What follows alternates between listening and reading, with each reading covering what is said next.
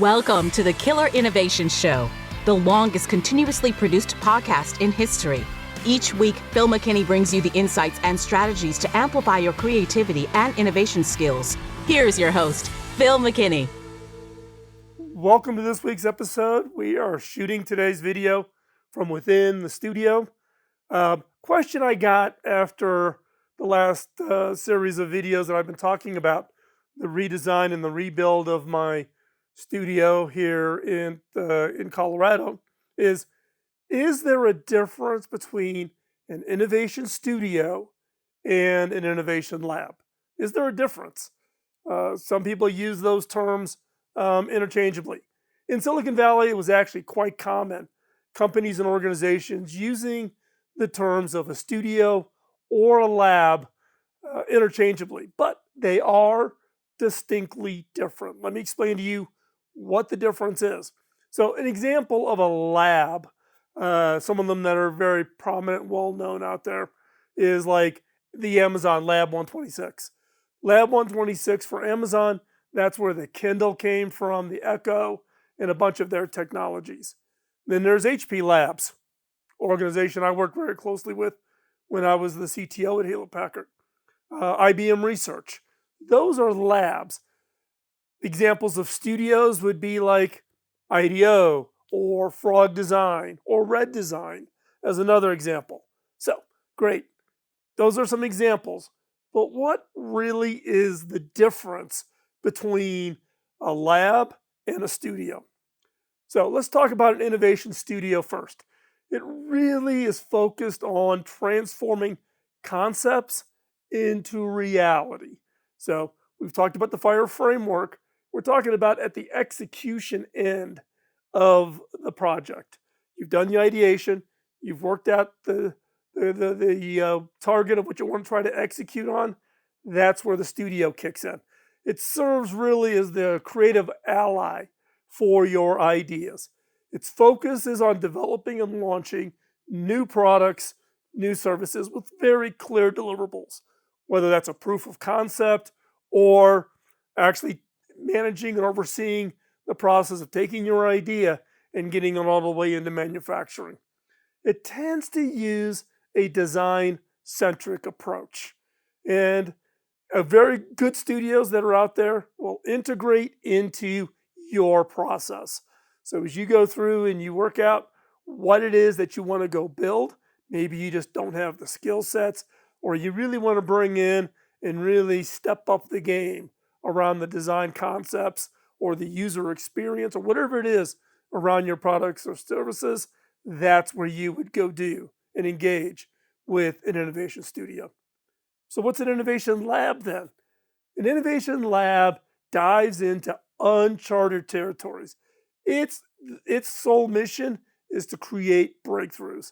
It really paves way for total industry redefinitions. It's the, I hate the term, but an out of the box thinking, and it really prides itself on being a safe space for experimenting. It's not tied to a specific product or service. Labs don't have specific targets of creating a product or service. That's a studio. A lab, it's out there pushing really the far end of the boundary. It operates really independently from the business objectives. It's really around deep exploration. Now, true labs, what I would call innovation labs, the vast majority of them are tied directly to the organization, like an HP Labs or an IBM Research. It's tied to an industry. There's industry labs that are out there. Academic research performed at universities and colleges around the world, or governments, like Sandia Lab or Lawrence Livermore Lab for the federal government. That's a lab. Now, let's take a look and compare these.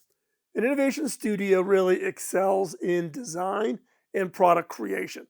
They can do everything from creating a product concept to delivering you a finished product. Now, studios can range from being very small operations up to medium size. They they rarely become really, really large. Think of them as an extension of your organization. And they tend to be anywhere from 2 people up to maybe 100 or 200 people, but they don't become really, really large organizations. Innovation labs, they excel at that experimentation and exploration. To do that successfully, that requires meaningful dollars, tens, hundreds of millions, billions of dollars, people, and an ecosystem. So, true labs, doing the research side of it, going off and doing things like fundamental science, like what happens at the pharmaceutical companies or companies like HP or Lawrence Livermore Labs with atomic energy and etc. Those require big resources, lots and lots of dollars. So you tend to see the labs much bigger, and they're again tied to an organization, academic, government, or industry. So what is it I'm building? You hear me talk about innovation studios. Well, my day job is I run an innovation lab. My day job is the CEO at Cable Labs. We are an industry innovation lab for the broadband industry. Been around 35 years. We focus on 3 to 8 years out. We have about 200 people. So that's a lab. That is an industry lab. It's funded by the companies that are in this industry. They fund the lab. The lab creates technologies, breakthroughs, working in long-range research areas that the industry then benefits from. Now, my personal space, where I'm standing right now, is my innovation studio. This is my personal space. Now, it's where I work on my own ideas, my own projects, along with helping others bring their ideas to reality. It's also a space where, as I am working on my own projects, I record them and I share that with you so that you can learn how to work on your own ideas and take those ideas and turn them into real products, real services. So back to my day job, Cable Labs, we build no products, we sell no services. That is not our mission. We are a lab. Studio, you build to put it in customers' hands, to make it real. And so this is my studio. I'm in the process of rebuilding it. I built it originally 8 years ago. This is where the podcast and the YouTube videos have been recording, for the last decade or so. It's going through a complete redesign, re-teched out with new technologies, new capabilities. I'm going to take you on that journey now, and so you can see what I'm going to do, but also more importantly, why I'm doing it and the decisions I'm making as I'm building out the studio. But hopefully, today's show answers your question on what is the difference between an innovation studio and an innovation lab.